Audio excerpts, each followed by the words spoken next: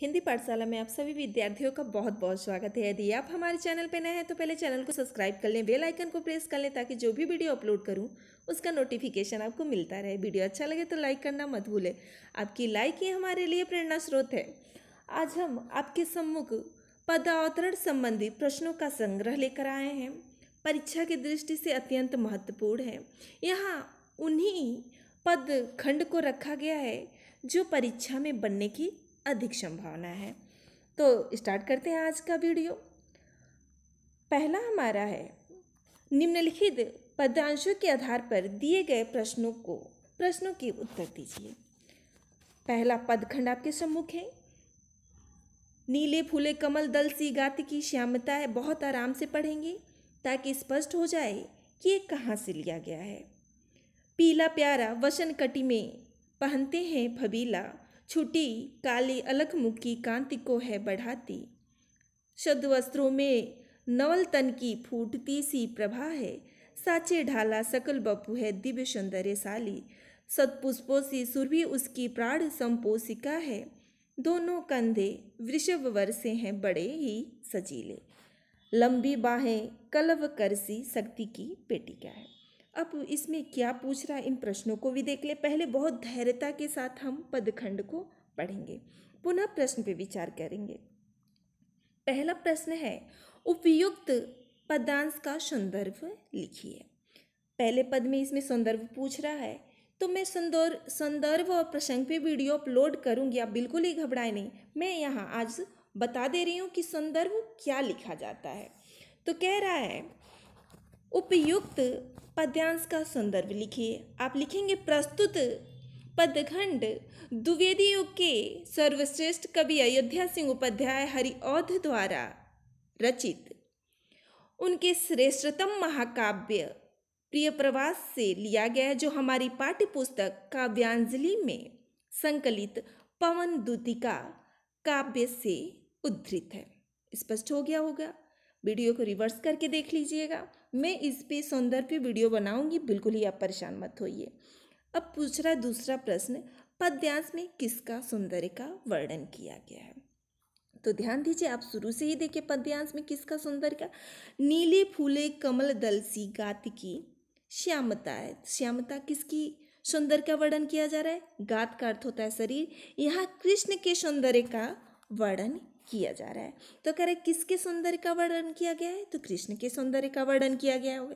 स्पष्ट हो गया दूसरे का भी आंसर।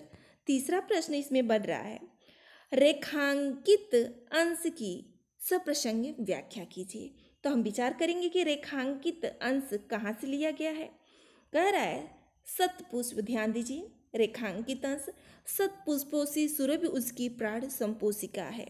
दोनों कंधे वृषभ वर्षे है बड़े ही सजीले। लंबी बाहें कलप करसी शक्ति की पेटिका है। यहाँ पूछ रहा है, तो ध्यान दीजिए, कह रहा है सतपुष्पोसी, सत पुष्पोसी अर्थात सतपुष्प उनके शरीर से निकलने वाली सुगंध सुरभि। सुगंध सुरभि मतलब क्या होता है? सुगंध उत्तम पुष्पों की सुगंध के समान प्राणों को मानो क्या करे, पोषण करने वाली है। स्पष्ट हो गया। अर्थात भावार्थ है, जिस प्रकार उत्तम पुष्पों की गंध व्यक्ति के मन को प्रफुल्लित अथवा आनंदित कर देती है, वैसे ही उत्तम गंध श्री कृष्ण के शरीर से निकल रहा था।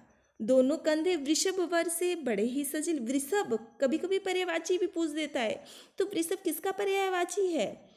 बैल का, अथवा हम कह सकते हैं सांड का। तो कह रहे दोनों कंधे, उनके दोनों कंधे श्रेष्ठ सांड के कंधों के समान क्या थे? बड़े ही सजीले, बड़े ही विशाल और बलिष्ठ थे। स्पष्ट हो गया होगा। अब नीचे वाली पंक्ति, लंबी बाहें कलव, इसीलिए इसे रखा गया। कलव किसका पर्यायवाची भी पूछ देता है। मैं इन 5 प्रश्नों को दी हूँ, हो सकता है कि पर्यायवाची शब्द डाल दे, विलोम शब्द डाल दे। तो कलव किसकी पर्यायवाची है? ध्यान दीजिए, मैं यहाँ लिख भी दे रही हूँ, हाथी की पर्यायवाची है। किसकी है? हाथी की। स्पष्ट हो गया। अब कह रहा है करसी शक्ति की पेटिका है। तो उनकी दोनों भुजाएं उनकी दोनों भुजाएं हाथी की कलभ, हाथी की कर, यानी सूढ़ की सम, हाथी की कर क्या होता है, उसका सूढ़ ही तो होता है। हाथी की सूढ़ के समान शक्ति की पिटारी है। स्पष्ट हो गया होगा। तीसरे का भी उत्तर स्पष्ट हो गया। अब कह रहा है पद्यांश पद्यांश के आधार पर या पद्यांश आधार पर श्री कृष्ण के सौंदर्य का वर्णन कीजिए। तो प्रस्तुत पदांश के आधार पे कह रहा है, पुनः ऊपर हम चलेंगे। नीले फूले कमल दल सी घाति की श्यामता है। उनकी शरीर की तुलना किससे कर रहा है? नीले पुष्प, तो नीले खिले कमल पुष्प के समान उनके शरीर हैं और वे वसंत कटी में पहनते हैं फबीले पीले वस्त्र। दूसरा विशेषता क्या है कि वे पीले रंग के वस्त्र, अर्थात श्री कृष्ण पीले रंग के वस्त्र को पहनते हैं। स्पष्ट हो गया होगा। और उनकी मुख पे छूटे हुए बाल अथवा बालों की समूह उनके सौंदर्य को और अधिक क्या कर दे रहा है? मुख के सौंदर्य को और अधिक आकर्षित कर रहा है। स्पष्ट हो गया होगा। शत वस्त्रों में नवल तन की फुर्ती सी प्रभा। शत वस्त्रों, नवीन वस्त्रों में उनका जो सौंदर्य है और अधिक कांतिमय लग रहा है। स्पष्ट हो गया होगा। अंतिम अब कह रहा है पदांश का काव्य सौंदर्य। ये प्रश्न आपको दिक्कत दे सकता है। अब काव्य सौंदर्य क्या है? काव्य के सौंदर्य, ध्यान दीजिए, काव्य के सौंदर्य में क्या होगा? इसमें किसका वर्णन किया गया? सबसे पहले तो ये लिखेंगे, तो श्री कृष्ण के मनोहारी या मुग्धकारी सौंदर्य का वर्णन किया गया है। अब इसकी भाषा, पहला हमारा क्या बनेगा? भाषा। तो बार बार हम बताएं, प्रिय प्रवास की भाषा क्या है? खड़ी बोली, खड़ी बोली। स्पष्ट हो गया होगा। दूसरा इसमें बनेगा कि किस अलंकार का प्रयोग किया गया है। अलंकार में ध्यान दीजिए, मैं पुनः ऊपर कर ले जा रही हूँ। सी का प्रयोग हुआ है, सी का प्रयोग किस में होता है? किस अलंकार में? योजक चिन्ह के बाद यदि सी से और सा आता है, किस में? आप अलंकार वाला वीडियो देख लीजिए, ट्रिक के सहित में बताई हूँ। सी सा सी सम किस में? उपमा अलंकार में। तो दूसरा अलंकार में क्या हो जाएगा?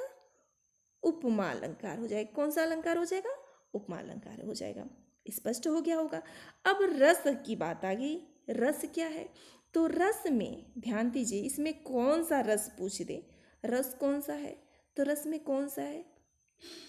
विप्रलम्ब वियोग श्रृंगार है। हम वियोग भी लिख सकते हैं और विप्रलम्ब श्रृंगार भी लिख सकते हैं। अब क्लियर हो गया हो? ये तो इतना हो गया। इसके अलावा क्या प्रश्न बन सकता है? ध्यान दीजिए, वीडियो बड़ा होगा लेकिन वो सारी चीज़ें यहाँ क्लियर कर दिया जाएगा जो एग्ज़ाम में प्रश्न बनते हैं। यही प्रश्न बन सकता है कि प्रस्तुत पदखंड की लेखक कौन है? तो उत्तर क्या हो जाएगा? प्रस्तुत पदखंड की लेखक कौन है? तो लेखक कौन हो जाएंगे? ध्यान दीजिए, इसके लेखक अयोध्या सिंह उपाध्याय हरिऔध जी हैं। पूरा नाम लिखिएगा, पूरा नाम मैं लिख भी दे रही हूँ, अयोध्या सिंह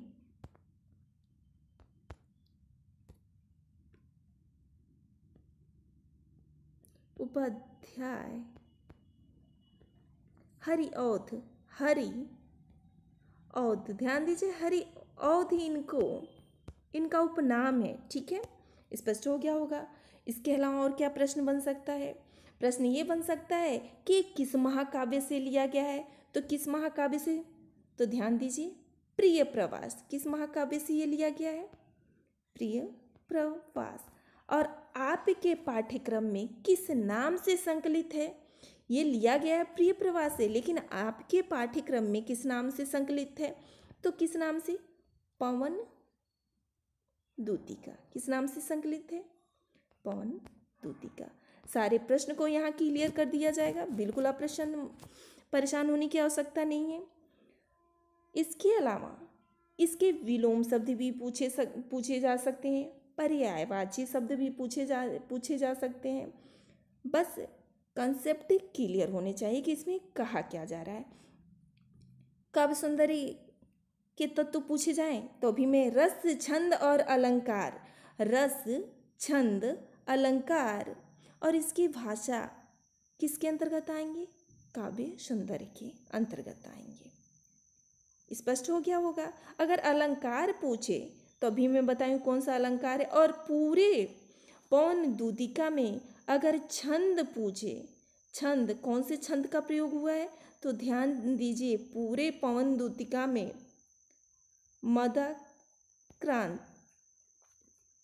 मदाक्रांता छंद, कौन सा छंद है?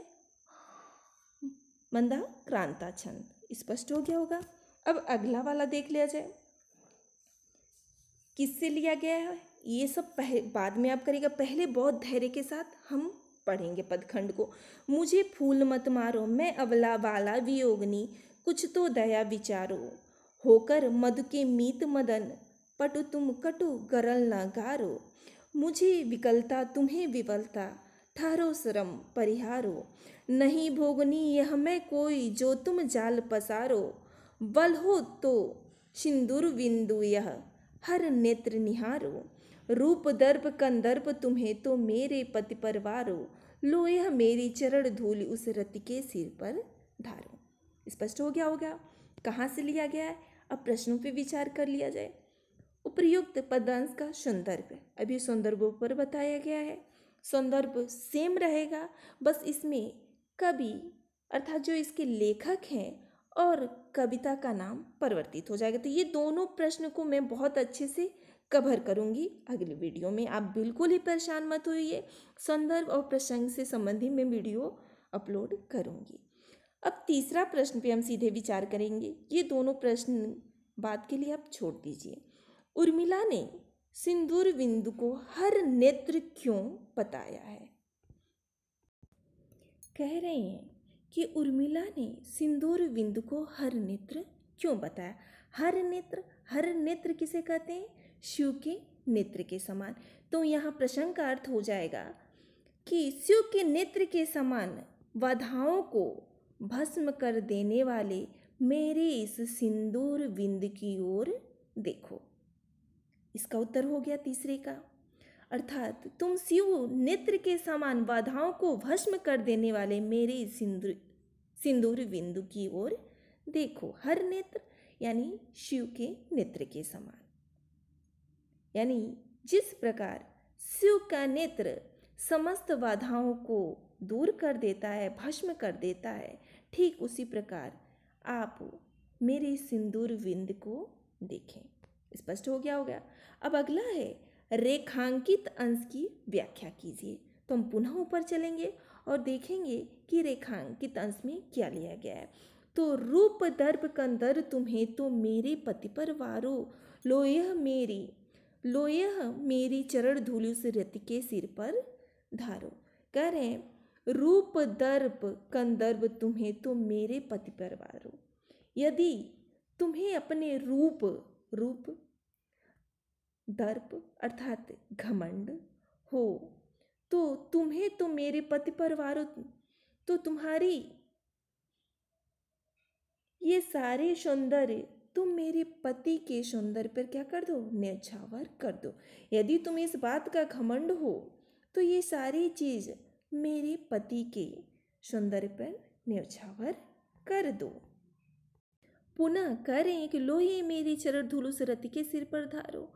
तो तुम मेरे पति के चरणों की धूल, लोहे मेरी चरण धूल उस रति के सिर पर, चरण धूल तुम उस मेरे चरण धूल उस रति के सिर पर रख दो, अर्थात तुम मुझे विचलित करने में कभी सफल नहीं होगे। स्पष्ट हो गया होगा। तो प्रश्न यहाँ बड़ा रेखांकित अंश की व्याख्या भी स्पष्ट हो गया। आप ध्यान दीजिए, यदि मैथिली शरण गुप्त का गीत वाला व्याख्या नहीं देखे हो तो देख लीजिए, परीक्षा की दृष्टि से अत्यंत महत्वपूर्ण है। बहुत सरल और बहुत सहजता के साथ समझाया गया है। अगला है पद्यांश में भारतीय नारी की किस विशेषताओं को व्यक्त किया गया है? तो पद्यांश में भारतीय नारी की पतिव्रतता का पतिव्रत धर्म की विशेषताओं को व्यक्त किया गया है। स्पष्ट हो गया होगा। अगला और इसका आज की वीडियो का ये अंतिम पद खंड है। तपस्या क्यों इतनी हो क्लांत, वेदना का यह कैसा वेग, आह तुम कितने अधिक हताश, बताओ यह कैसा उद्वेग। दुख की पिछली रजनी बीच विकसता मुख का नवल प्रभात, मुख नहीं सुख का नवल प्रभात, एक पर्दा यह झीना नील, छिपाए हैं जिसमें सुख गात। अब हम इसको भी देखेंगे। प्रश्नों पे विचार किया जाए। क्या पूछा जा रहा है इसमें? कह रहा है उपयुक्त पद्यांश का संदर्भ लिखिए। संदर्भ अभी एक बार बताया गया है। अगर प्रसंग पूछे तो प्रसंग और संदर्भ में मैं वीडियो बनाऊंगी, बार बार बता रही हूँ। हाँ, इसके अलावा यदि प्रश्न करो कि यहाँ ये पूछते कि प्रस्तुत पद्यांश के लेखक कौन है, अगर पूछ दे प्रस्तुत पद्यांश के लेखक, सबसे ज़्यादा लेखक ही आजकल पूछ रहा है, लेखक पूछे तो लेखक कौन है? जय शंकर प्रसाद। लेखक कौन है? जय शंकर प्रसाद। क्लियर हो गया। यदि पूछे कि जय शंकर प्रसाद द्वारा रचित आपके पाठ्य पुस्तक के किस काव्य खंड से लिया गया है, तो यह आपके पाठ्य पुस्तक के श्रद्धा मनु नामक काव्य खंड से लिया गया है। अब यह रेखांकित अंश की सप्रसंग व्याख्या कीजिए, अथवा रेखांकित अंश की व्याख्या। सप्रसंग दो बार नहीं पूछेगा, एक ही बार पूछेगा। रेखांकित अंश की व्याख्या यहाँ होना चाहिए। रेखांकित अंश की व्याख्या कीजिए। तो रेखांकित अंश पे विचार कर लिया जाए कि क्या पूछ रहा है। दुख की पिछली रजनी बीच, कह रहा है दुख की पिछली रजनी बीच। यहाँ जयशंकर प्रसाद कह रहे हैं कि श्रद्धा की बातें सुनकर मनु दुख से भरकर उसने कहना आरंभ करते हैं कि मानो दुख की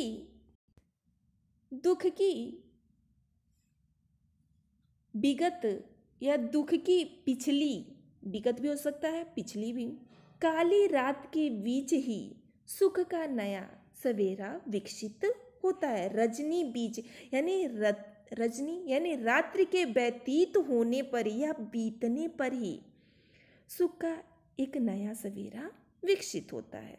यहाँ हम अधिक थोड़ा सा प्रसंग बताएंगे, तभी इस पंक्ति का भावार्थ स्पष्ट होगा, क्लियर हो गया होगा। नेक्स्ट प्रश्न भी विचार किया जाए। क्या कह रहा है? पद्यांश का भावार्थ लिखिए। भाव अर्थ पूछ रहा है, यानी बहुत कम में हम लिखेंगे कि इसका भावार्थ क्या है।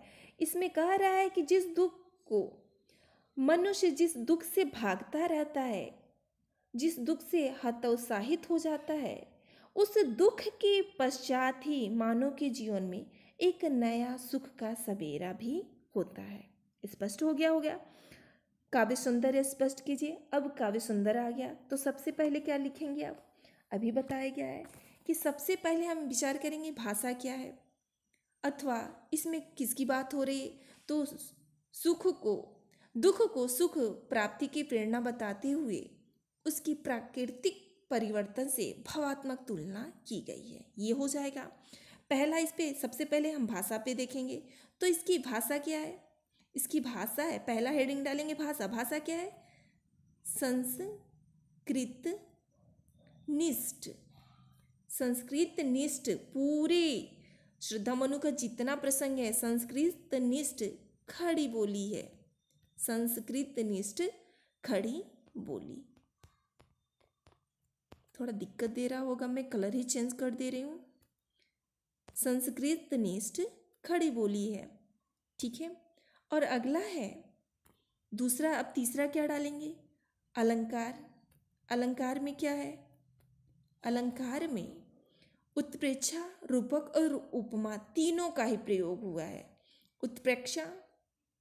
उत्प्रेक्षा का भी प्रयोग हुआ है, रूपक का भी सुंदर प्रयोग हुआ है, और उपमा का भी सुंदर प्रयोग इसमें देखने को मिल रहा है। रस कौन सा है? अगर रस की बात किया जाए तो रस कौन सा है? शांत रस है। जहाँ किसी को धैर्यतापूर्वक समझाया जाए वहाँ हमेशा शांत रस रहता है। स्पष्ट हो गया होगा। श्रृंगार कौन, इस छंद कौन सा है? तो श्रृंगार छंद है। अंतिम है आज का प्रश्न, पद्यांश में कवि का क्या संदेश दृष्टिगत होता है?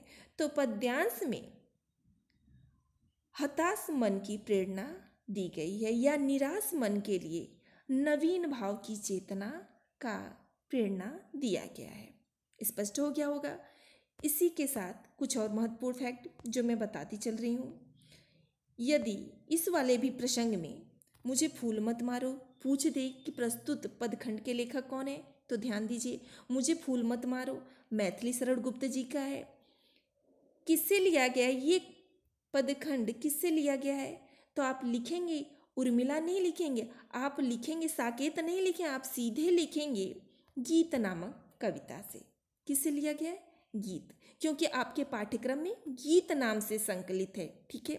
अगर यही प्रश्न बन जाए, यदि यही प्रश्न बन जाए कि मदन का क्या अर्थ है, तो मैं इस वीडियो को मैं समझा चुकी हूँ, ये काव्य खंड को समझा चुकी हूँ। यदि किसी को भी पता है मदन का क्या अर्थ है तो कमेंट बॉक्स में जरूर लिखें। गरल का जैसे अर्थ विष होता है या जहर होता है, वैसे ही मदन का अर्थ है, यदि आपको पता है तो कमेंट बॉक्स में जरूर लिखें। आज का वीडियो आपको कैसा लगा ये भी कमेंट बॉक्स में लिखें। ध्यान दीजिए, आपकी लाइक ही हमारी एनर्जी है। बस बहुत जल्दी ही हम संदर्भ और प्रसंग पे भी वीडियो में लिख के समझाऊंगी। इसी के साथ मैं आज वाणी को विराम दे रही हूँ। धन्यवाद।